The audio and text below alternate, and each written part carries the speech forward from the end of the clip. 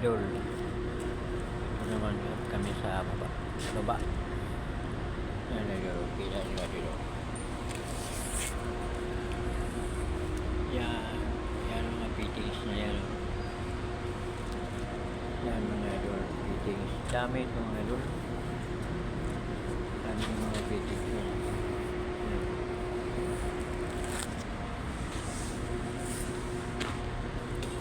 Yan mga idol. Yan. Yan.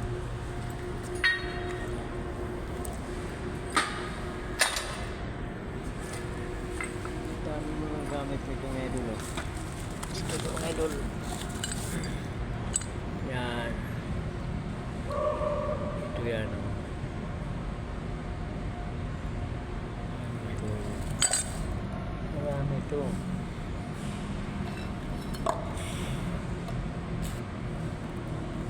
Yan. Ito yan. Ito yan mga idol. Yan. Nadugtungin dito namin sa baba. Simbol. Simbol. Idol. Pag nasimbol namin dito sa baba, kumpleto na. Dalhin namin sa itaas, doon sa taas. Dalhin namin yun. Doon na namin na ikabit. Kasi kung isa-isahin namin ito, mahirap. Doon ka sa taas, mahirap maghigpit doon sa taas. Pag naakyat mo na ito, kung dalawang higpit, dalawang join, okay na. Hindi na masyado mahirapan ka. Pero kung umpisa mo isa ito doon mo na higpitan ito sa taas,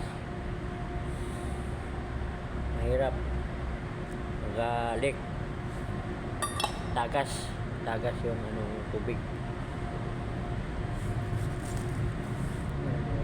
tagas yan, tagas yung yung tubig kasi pressure ito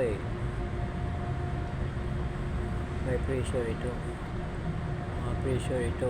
Lagay natin mga 150 ganyan, pinakamataas yun 150, lakas na yun, lakas na yung pressure na yun pero sa standard 120, lakas na rin yan 120 ang pressure na yan.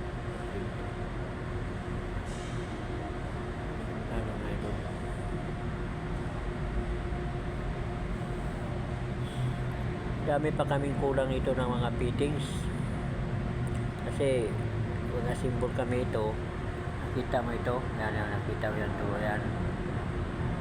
Mayroon pa kami yung reducer ba?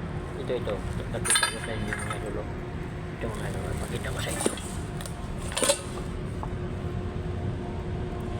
yan, ito may reducer ito, mayroon pa reducer yan bago mo ikabit ito. Yan, marami pa itong kulang bago namin makumpleto ito. Kung naghintay kami sa reducer, ito lang muna ang kinakabit namin ito. Yan, ito lang muna yan,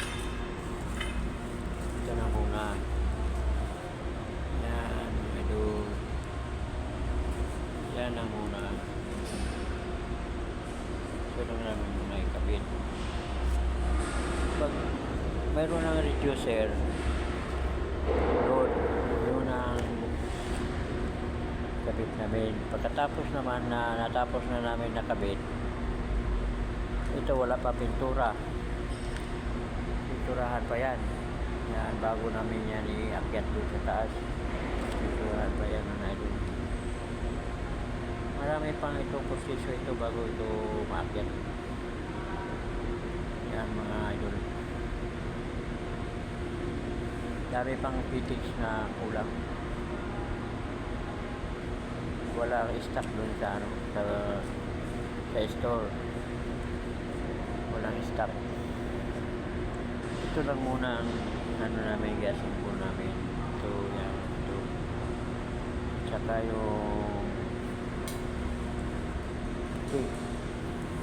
ito ito. Ito. Yan.